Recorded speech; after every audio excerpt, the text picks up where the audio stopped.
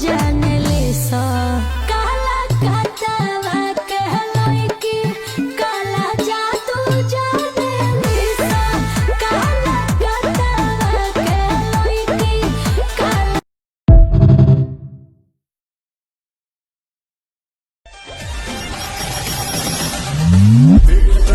चाहिए तो हर सारा पीना तो हाथ जोड़ के माफी हमसे मनी है तो हर फादर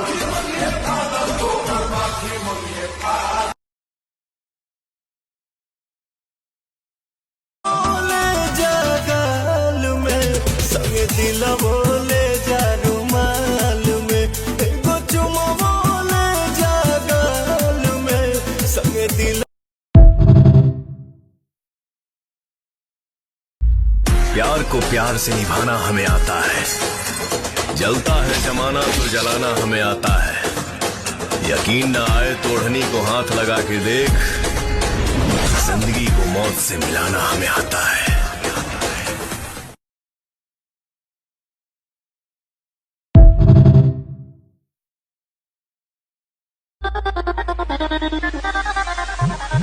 हाँ जैसे मोहन करे